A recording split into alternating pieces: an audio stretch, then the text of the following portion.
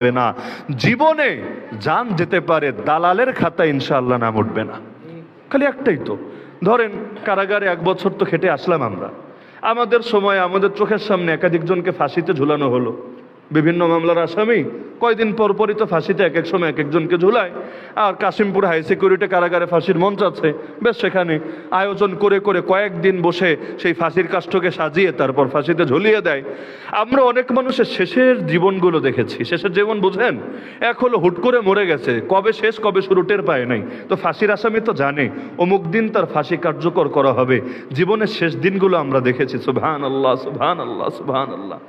আমার দিল সাক্ষ্য দিয়েছে, আর কিসের খানকা, কিসের মসজিদ, কিসের মাদ্রাসা। আল্লাহর বান্দারে কারাগার অন্ধকার প্রকোষ্ঠে এক একটা দিন আর এক একটা রাত এমন ভাবে কাটিয়েছে, তাদের তওবা, তাদের জিকির, তাদের তেলাওয়াত, তাদের রোনাজারি সবগুলো দেখে আর আমাদের অন্তরই প্রভাবিত এমন ভাবে হয়েছে, চোখের পানি ধরে রাখতে পারি নাই। এক একজনকে ফাঁসি দিত, পুরো জেলে কান্নার রোল পড়ে যেত। কারণ এই যে শেষ বিদায় জনিত 2 রাকাত নামাজ পড়ে আল্লাহর কাছে হাত তুলে কান্নাকাটি করে আর নিজের সামানাগুলো আরেকজনকে দিয়ে, যেমন আমি যেই কিতাবটা পড়তাম, আমার ছিল হাদিসের একটা কিতাব, এই কিতাবটা যার ছিল তাকেও ফাঁসিতে ঝুলানো হয়েছে, কিন্তু মরার আগে কিতাবটা আরেকজনকে দিয়ে গিয়েছে, সে পড়তে পারে না, সে এবার আমাকে দিয়েছে। এক একটা কিতাব হাতে নিলেও চোখে পানি চলে আসতো, হায় রে এক কিতাবের পেছনে একটা জীবন আছে। তো ওই যে দেখতাম যে মরার আগে খালি নিশ্চিত হতে পেরেছে যে অমুক দিন আমার মরণ হবে, তার নামাজই আলাদা, সেজদাই আলাদা, দোয়ার ভাবই আলাদা। প্রতিটা মুহূর্তে মনে হচ্ছে যেন আল্লাহর সঙ্গে একান্তে মিলিত হয়ে যাচ্ছে। তো যেই মানুষ মৃত্যুর ভয়কে জয় করে ফেলে, পৃথিবীর সামনে কোনো কিছুর সামনে তার মাথা নত হওয়ার, সুর নরম হওয়ার তো কোনো কারণ নাই। আমাদের ওলামায়ে কেরামের অনেকে নিয়ে অনেকে পেরেশানিতে পড়ে যে আসলে এদের এত শক্তির উৎস কোথায়, এত জোর আওয়াজে কথা বলে, এত জোরে জোরে হুঙ্কার ছাড়ে। দেখা যায় শরীরে কিচ্ছু নাই, মানে বয়স হয়ে গেছে, অচল হয়ে গেছে, তো গর্জন দিতে শুরু করলে মাইক টেক পর্যন্ত অনেক সময় যায় নষ্ট হয়ে, মাইকও লোড নিতে পারে না। এত শক্তি পায় কোত্থেকে? তাদেরকে আন্ডারওয়ার্ল্ড নেটওয়ার্ক আছে নাকি বড় বড় বাইরের দেশের এজেন্সির সাথে সম্পর্ক আছে? অনেকে বুঝতে পারে না। এই যে আলেমদেরকে গ্রেফতার করা হলো, কতভাবে তন্ন তন্ন করে খোঁজা হলো বাইরের দেশের কোনো হট লিক আছে কিনা, না হলে এত সাহস পায় কোত্থেকে, এত বড় বড় কথা বলে কিভাবে? কিন্তু পাগলরা তো জানে না, যার সম্পর্ক ডাইরেক্ট আল্লাহর সাথে, গোটা পৃথিবীর সে একটা মশার ডানা সমান দামও দেয় না। তাহলে জীবনটা কার জন্য? তা আল্লাহর জন্য যদি জানি কোরবান করতে পারে, তাহলে পশু আর কি রে? পশুর দাম কত? 1 লাখ, 1.5 লাখ, 2 লাখ। আমার জীবনের দাম কত? আমার জীবনের দাম 100 কোটি দিলেও তো জীবনের দাম হবে না। আরে একটা কিডনির দাম, একটা অঙ্গের দাম, দুনিয়াতে কিছু টুকটাক বিক্রি হয়, রাখেন, কিন্তু বাস্তবে যদি আপনি একটা মানুষের দাম দিতে চান, গোটা দুনিয়া দিয়ে দিলেও তো একটা মানুষের দান হবে না, সমান হবে না।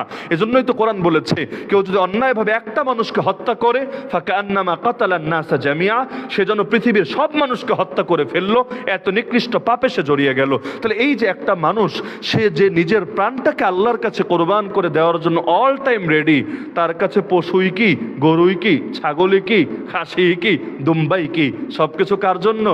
আল্লাহর জন্য। যেমন মনে করেন, একটা উদাহরণ দিই, গনিমত বুঝেন? গনিমত মানে হলো যুদ্ধ করা শেষে যুদ্ধলব্ধ যে সম্পদ, প্রতিপক্ষ যে সম্পদ টম্পদ ফেলে চলে গেছে, ওদের ঘোড়া, ওদের অস্ত্রশস্ত্র, টাকা পয়সা, মোবাইল, যা কিছু হতে পারে, এটার নাম বাংলায় বলে যুদ্ধলব্ধ সম্পদ, আরবিতে বলে গনিমত। আল্লাহ নবী বলেন, ওহিল্লাত লিয়াল গানাইম ওয়ালাম তাহিল্লা লিআহাদিন ক্বাবলি, আল্লাহ আমার জন্য, আমার উম্মতের জন্য গনিমতকে হালাল করেছে, এর পূর্বে কোনো জাতির জন্য গনিমত হালাল ছিল না। মানে এই দেখবেন বদর যুদ্ধ শেষ, উহুদ যুদ্ধ শেষ, এক এক যুদ্ধ শেষ, আল্লাহ নবী লক্ষ কোটি টাকা ওই জামানার হিসাবে গনিমত হিসাবে পেতেন, এগুলো দিয়ে ইসলামের রাষ্ট্র উন্নত হতো। এমনকি নবী বলেন, আমার রিজিক কোথায় জানো উম্মত? ওয়াজউইলা রিজকি তাহতা জিল্লি রুমহি, আমার রিজিক আল্লাহ রেখেছেন বর্ষার ছায়ার নিচে, যার কারণে গনিমত দিয়ে ইসলামের রাষ্ট্র উন্নত হয়ে গেছে। তো এই যে গনিমত আগে হালাল ছিল না। আগে কি হতো, এক এক সময় এক একটা, ধরেন বিশাল যুদ্ধ করেছে, সম্পত্তি পড়ে আছে, এগুলো কালেক্ট করে দান করে দিয়েছে, কেউ কিছু ভোগ করতে পারবে না। তো ওই জামানায় গনিমত যে ভোগ করতে পারতো না, তাই বলে কেউ জিহাদ করে নাই? অতীতের নবীরা জিহাদ করে নাই? অতীতের নবীদের সঙ্গে তাদের উম্মতরা জিহাদ করে নাই? করেছে। এমনকি এক নবী এই বাইতুল মাকদিস, মসজিদ আকসাকে স্বাধীন করে নাই? করেছে। তা আপনাদেরকে আমি প্রশ্ন করেছিলাম, যদি কোরবানির গরুর গোশত, ছাগলের গোশত খেতে না পারতেন, আল্লাহর কুদরত, আল্লাহ আমাদের খাওয়ার অনুমতি দিয়েছেন। ওই হাবিল কাবিলের যুগের মতো যদি আমাদের কোরবানি হতো যে যারটা কবুল আগুনে সে পুড়িয়ে নিবে, যারটা কবুল না আগুনে সে পোড়াবে না, বিশ্বাস করেন আমাদের সমাজের অধিকাংশ মানুষ মুখই দেখাতে পারতো না। বলবেন কিভাবে? আল্লাহর দয়া। যারটা কবুল তারটাও জবাই হয়ে গেছে, যারটা কবুল না তারটাও জবাই হয়ে গেছে। আল্লাহ জানে, দুনিয়ার কেউ জানে না, কেউ না, বাপ মাও টের পাবে না। কিন্তু যদি একসঙ্গে মাঠে রেখে আসতাম, এই যে রাধানগর মাদ্রাসার মাঠ ধরেন, মাঠে গিয়ে রেখে আসতাম, যেই বিকালে গিয়ে দেখতাম কি রে 10 জনেরটা নাই হয়ে গেছে, নাই হয়ে গেছে মানে আগুন পুড়িয়ে ছাই করে দিয়েছে, বাকিগুলো পড়ে আছে কেন? এবার তো সবাই এলাকায় আওয়াজ চলতো না কি রে, ওর মনে হয় হারাম মাল, ওর মনে হয় নিয়াতে ভেজাল, ওর মনে হয় দেখতে তো ভালোই ভাবছিলাম, তলে তলে দেখি ঠিকই মাক্ষি মারে, উপরে ফিটফাট, ভিতরে দেখি পুরাই সদরঘাট। এলাকায় কি অবস্থা হতো? চায়ের দোকান গরম থাকতো নাকি থাকতো না? মসজিদের বারান্দায় আড্ডার ঝড় উঠতো নাকি উঠতো না? মুখ দেখাতে পারতাম আমরা? ভয়ে মানুষ কোরবানি দিত না। যাক বাবা, ইজ্জত বাঁচুক, দিলে কবুল হবে কি হবে না বড় টেনশন, না দিলে তো আর কিছু বলতে পারবে না, তো এই জন্য দিবই না, না দিয়ে আমরা থাকবো। তা আল্লাহর বড় দয়া, বড় মায়া, আল্লাহ ইজ্জত বাঁচিয়েছেন। বিশ্বাস হয় তো? আল্লাহ ইজ্জত বাঁচিয়েছেন, খালি ইজ্জতই বাঁচার নাই, পশুর গোশত খাওয়ার অনুমতিও দিয়েছেন। এমনকি মনে করেন আল্লাহ রসুল সাল্লাল্লাহু আলাইহি ওয়াসাল্লামের নামে যারা সামর্থ্যবান আছে তাদের কোরবানি দেওয়াটা উত্তম।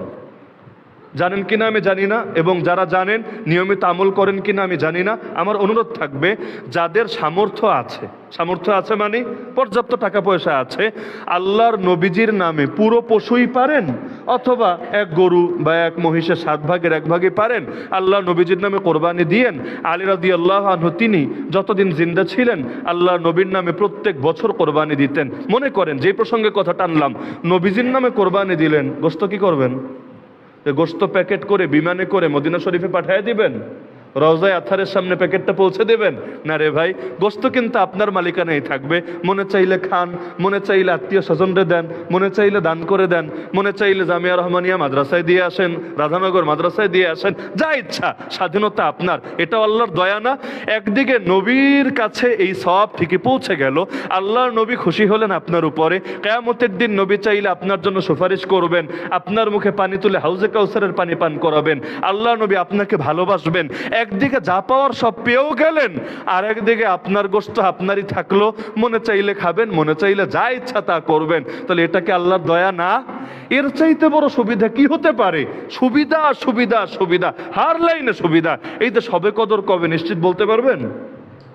2700 হতে পারে, 2900 হতে পারে, 21, 23, 2500 তো হতে পারে। এই যে অনিশ্চিত, ভালো না খারাপ? কি ধারণা আপনাদের, ভালো না খারাপ? বহুত ভালো, বহুত ভালো, বহুত ভালো। বলবেন কিভাবে? যারা ভালো মানুষ এদের জন্য ভালো, যারা মন্দ মানুষ এদের জন্য ভালো। যারা ভালো মানুষ কেন ভালো? আগে ইবাদত করতো 1 দিন, এখন ইবাদত করবে 5 দিন। আর যারা আরো ভালো, এতেকাফি করে ফেলবে একেবারে 10 দিন, পুরো ছক্কা। কারণ এতেকাফ করলে মিস হওয়ার কোনো সুযোগই নাই, লাইলাতুল কদর পাবেই পাবে। আবার যারা মন্দ মানুষ এদের জন্য ভালো কেমনে? যদি জানা থাকতো ওই রাতটাই লাইলাতুল কদর, আর ওই রাত্রেই গিয়ে সে আকাম করত, পাপ করত, তাহলে ওর পরিণতি কত মন্দ হতো, হয়তো দুনিয়াতে গজব চলে আসতো। কারণ পাপটা সব জায়গায় সমান হয় না। মনে করেন ঘরে বসে পাপ করা, মসজিদে বসে পাপ করা সমান? মসজিদে বসে পাপ করা আর মক্কা শরীফে গিয়ে মসজিদে হারামের ভেতর বাইতুল্লাহ সামনে গিয়ে পাপ করা, দুইটা সমান? জায়গা ভেদে পাপের পরিণতি অনেক মন্দ হয়ে যায়, সময় ভেদে, সময় ভেদে পাপের পরিণতি অনেক মন্দ হয়ে যায়। এক হলো গান বাজাচ্ছে, ওই অনেকে বিয়ে বাড়িতে বাজায় না, এমন বাজানো বাজায়, ঘরে বসে কোরআন শরীফ পড়া যায় না, অসুস্থ মানুষ পর্যন্ত মানে স্বাভাবিক থাকতে পারে না, আবার বাচ্চা কাচ্চার পরীক্ষা থাকলে এদেরও বড় সমস্যা হয়, তারপরে এভাবে গান বাজায়। কিন্তু গানটা যদি জামাতের সময় বাজায়, যখন মসজিদে জামাত চলছে ওই সময় যদি বাজায়, পাপ কি সমান হবে না অনেক গুণ বেশি হবে?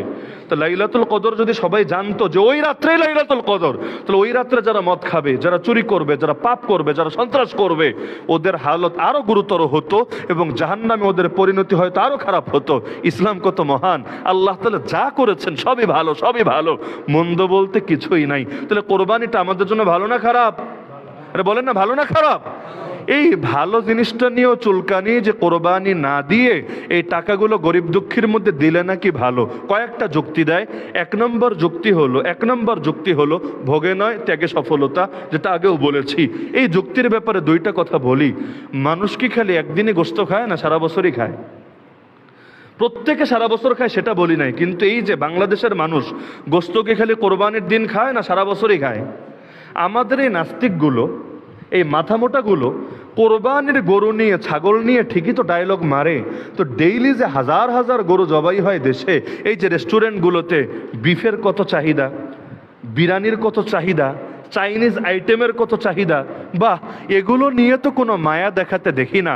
তো গরু নিয়ে যদি মায়া থাকে কোরবানির দিনে, তাহলে বাকি সারা বছর মায়া থাকে না কেন? আর গরু নিয়ে মায়া থাকলে মুরগি দোষ করলো কি? সাইজে ছোট বলে মুরগির জন্য মায়া দেখাবা না, এটা তো ঠিক না। মুরগির জন্য মায়া দেখাও না, মুরগির জন্য কিছু কথা বলো না, কিন্তু না, এগুলো নিয়ে কোনো কথা বলবে না, সব কথা খালি একদিনের ইবাদত নিয়ে বলবে। তার মানে আসলে গরু প্রেম না, আসলে পশু প্রেম না, আসলে ইসলামের প্রতি বিদ্বেষ অন্তরে লুকিয়ে আছে। যদি কোনোদিন কোনোটাকে দেখেন যে কোরবানির গরু আসলেই খালি ওর চেতনা জাহের হচ্ছে যে না না না না এইগুলা খাওয়া দাওয়া ঠিক না, টাকা দান করে দিতে হবে, তাহলে আপনারা খালি খোঁজ খবরে রাখবেন যে ও সারা বছর খায় কিনা, বিয়ের অনুষ্ঠানে হোক, খতনার অনুষ্ঠানে হোক, অথবা অন্য টাইমে হোক, অথবা রেস্টুরেন্টে গিয়ে হোক। যদি দেখেন অন্যদিন পশু খাচ্ছে আর খেয়ে কি টেস্ট, কি স্বাদ, এগুলো নিয়ে খুব গর্ব করছে, ওর মুখে দাঁত একটাও আস্ত রাখবেন না, মাইরা দাঁত সবগুলো ভেঙে দিবেন। কারণ নিজে খাইলে ভালো আর একজন খাইলে কালো, নিজে খাইলে আরাম, আপনি খাইলে হারাম, এটা ভণ্ডামি না? আর এটার নাম ভণ্ডামি না? তার মানে ওরা পশুপ্রেমের ভেতর দিয়ে ইসলামের প্রতি বিদ্বেষ প্রকাশ করে। না হলে এই দেশে পশু জবাই নিয়ে কেউ কখনো আপত্তি করে না, খালি কোরবানি আসলেই মিডিয়ায় বড় বড় ডায়লগ মারে। দুই নম্বর যুক্তি হলো, আচ্ছা একদিন খাইলে দান করা যাবে না, এই কথা আপনাকে কে বলেছে? বাংলাদেশে গত কয়েক বছরে একটা চিত্র আমরা দেখতে পাচ্ছি এবং সন্তোষজনক, আলহামদুলিল্লাহ, যে কোনো ক্রাইসিসে ওলামায়ে কেরামে বেশি এগিয়ে যাচ্ছে। এই যে সুনামগঞ্জের বন্যা বলেন, যেই পরিমাণ দান এই আলেম সমাজ এবং তাদেরকে যারা মহাব্বত করে এই তাওহীদ জনতা, এবং আমার ধারণা হয়তো আপনাদের এই মসজিদগুলোতেও কালেকশন হয়েছে, ইমাম সাহেবরা বলেছে, খতিব সাহেবরা বলেছে, সাধারণ মানুষরা শরিক হয়েছে। সেই রোহিঙ্গারা বাংলাদেশে ঢোকা থেকে শুরু করে, রোহিঙ্গারা যখন গণহারে ঢুকলো 16-17 সালে হবে মনে হয়, ওখান থেকে শুরু করে সুনামগঞ্জের বন্যাই বলেন, ইদানিংয়ের হালতই বলেন, অধিকাংশ ক্ষেত্রে আমরা দেখেছি আলেম ওলামারাই সবচাইতে বেশি পাবলিকের পাশে দাঁড়িয়েছে। আর এই শাহবাগীগুলো, এই ভণ্ডগুলো, এই মুরগি চোরা গরু চোরাগুলো মিডিয়া পর্যন্তই ওদের চেতনাকে সীমাবদ্ধ রেখেছে। তাহলে যারা কোরবানি দিচ্ছে তারাই তো মানবতার পাশে দাঁড়াচ্ছে, আর তোরা তো ঘোড়ার ডিমও করছিস না। চট্টগ্রামে একবার সীতাকুণ্ডে কন্টেইনারে আগুন লাগলো, মনে আছে কিনা আপনাদের জানি না, বছর 3 হবে হয়তো। কন্টেইনারে আগুন লেগে অনেকে পুড়ে মারাও গেল, অনেকে আহত হলো। যারা আহত হলো তাদেরকেও ধরে ধরে মানুষ মেডিকেলে নিয়ে গেল।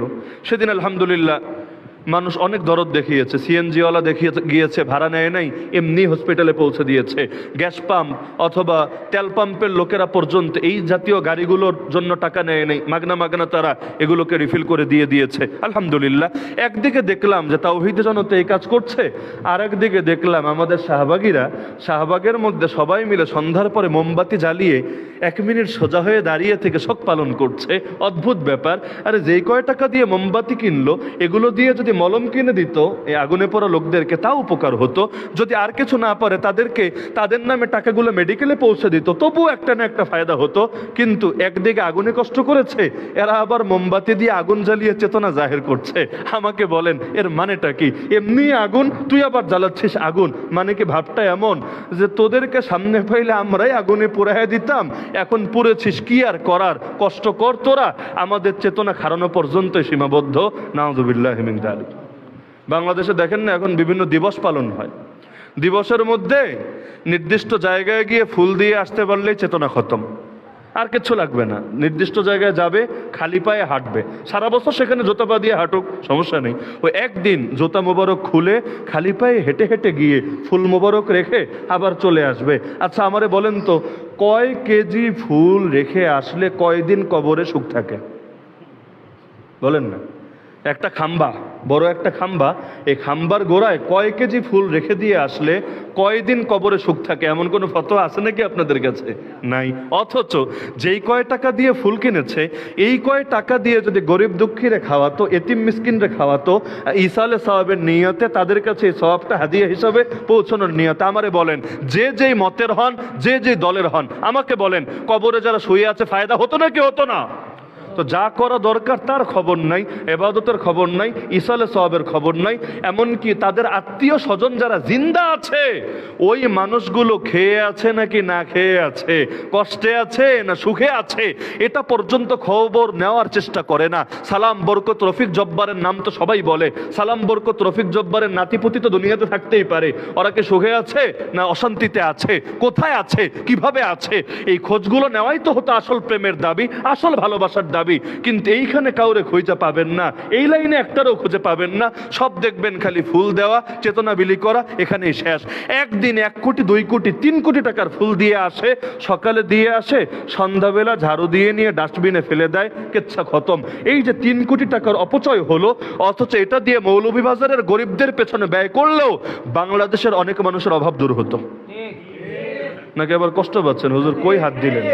আরে ভাই, যা যৌক্তিক কথা তা তো বলাই লাগবে। কেউ যদি না বলে সমাজ পরিবর্তন কিভাবে হবে? এগুলো যদি যৌক্তিক হয় আমরাও করি। যদি এমন হয় যে 1 মণ ফুল দিলে কবরে 1 মাস সুখ থাকে, আল্লাহর কসম আমি চান্দা করে ফুল দেওয়ার ব্যবস্থা করব, যে সবাই তোমরা দাও, বেশি বেশি ফুল দাও, কবরে বেশি বেশি সুখ থাকুক। তো যদি এমন হয় না, ফুলের সাথে সুখের সম্পর্ক নাই, তাহলে অযথা ফুল ছিঁড়ে এই টাকাগুলো অপচয়ের দরকার কি? এর চাইতে ভাই তুমি গরিব দুঃখীরে খাওয়াও, আর্তমানবতা সেবা করো, তাতে না ফায়দা। কিন্তু অযৌক্তিক কাজগুলোই আজকাল চালাই হলো যৌক্তিকতার নামে। প্রশ্ন ছোড়া যাবে না, আমাদের নিয়ে উল্টো টিটকারি মারবে। পহেলা বৈশাখে দেখেন না কি করে, হুতুম পেঁচা আরো কি কি এগুলো মূর্তি নিয়ে রাস্তায় বের হয়, রাস্তায় বের হয়ে বলে এসো হে বৈশাখ এসো এসো। কেন? এভাবে না বললে বৈশাখ মামা আসবে না? যদি এভাবে হুতুম পেঁচা নিয়ে মিছিল না করে বাংলাদেশে বৈশাখ আসবে না? নাকি এমন আশঙ্কা আছে বৈশাখ রাগ করবে, থাক রে এই বছর আমার রিসিভ করতে তোরা আসলি না, এই বছর বাংলাদেশে আমি যাব না। চৈত্র এসেছে ঠিক আছে, সামনে জ্যৈষ্ঠ আসবে, আসুক, বৈশাখ আমি এবছর আসবো না, আমার ইগোতে লেগেছে, তোরা আমারে পাত্তাই দিলি না, এমন আশঙ্কা আছে? নাই। তাহলে এভাবে হুতুম পেঁচা নিয়ে বের হলে কি লাভ? নাম দিয়েছে মঙ্গল শোভাযাত্রা। বারে আল্লাহরে মানে না, আবার মঙ্গল শোভাযাত্রা মানে মঙ্গল কামনা করে এই মিছিলটা করে। কার কাছে মঙ্গল কামনা করো? আল্লাহ তো বিশ্বাস করো না, তাহলে মঙ্গল চাওটা কার কাছে? আল্লাহ যখন মানো না, তখন চাওয়ারও তো অর্থ থাকে না। তো এগুলো কোন দেশের বিজ্ঞান? এগুলোকে মেড ইন জিঞ্জিরা না made in China, made in Buriganga না মেড ইন ঢাকা? আমার তো মাথায় ধরে না। আমরা বৃষ্টি প্রার্থনার জন্য নামাজ পড়লে টিটকারি মারে, মোল্লাদের মাথায় ডিস্টার্ব, মোল্লারা কিচ্ছু বোঝে না। না হলে আকাশে মেঘ নাই, নামাজ পড়লে কি হবে? নামাজ পড়লে বৃষ্টি আসবে। আমরা নামাজ পড়লে বিজ্ঞান খুঁজে পাই না, আর ওরা হুতুম পেঁচা নিয়ে রাস্তায় বের হলে বিজ্ঞান আর বিজ্ঞান আর বিজ্ঞান। এগুলোকে বিজ্ঞান না ভণ্ডামি? তো এই যে পশুর নামে পশু প্রেম, যে একদিনে এত গরু জবাই করলে আগামী বাংলাদেশে গরুর নাকি সংকট পড়বে, এটা হলো 3 নম্বর যুক্তি। একদিনে এত গরু জবাই করলে আগামী বাংলাদেশে গরুর সংকট পড়বে। গরুর অস্তিত্ব টিকিয়ে রাখতে চাইলে গরু জবাই কমাতে হবে। নাউজুবিল্লাহ বলবেন না? নাউজুবিল্লাহ বলবেন না? রিজিকের মালিক কে? জন্মের মালিক কে? মরণের মালিক কে? আচ্ছা, বাংলাদেশের মানুষ কি ব্যাপকভাবে ঘোড়া খায়? আপনারা জীবনে ঘোড়ার গোশত খেয়েছেন? এক টুকরাও ছুঁয়ে দেখেছেন? দেখেন নাই। যদি এমন হতো না খেলেই বাড়ে আর খেলেই কমে, বাংলাদেশ তো ঘোড়া দিয়ে ভরতে ভরতে ঘোড়াময় হয়ে যাওয়া দরকার ছিল।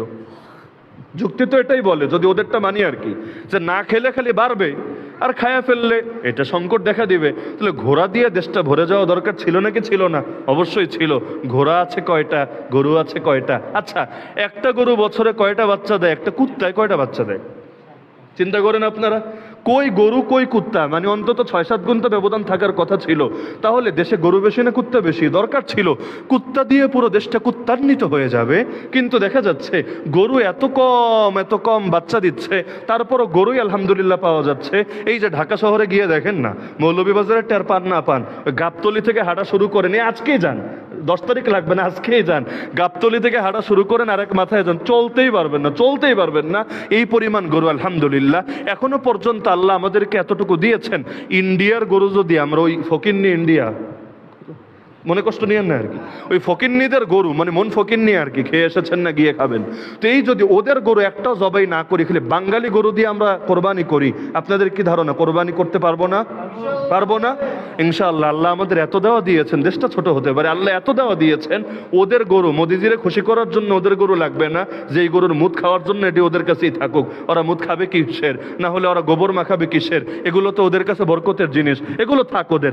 আমরা আমাদের গরু দিয়ে কোরবানি করব, পারবো নাকি পারবো না? আল্লাহ বরকত দিয়েছেন নাকি দেন নাই? তো বরকতের মালিক কে? আল্লাহ। যুক্তি তো বলে যেই জিনিসের ডিমান্ড বেশি ওই জিনিসের সাপ্লাই বেশি।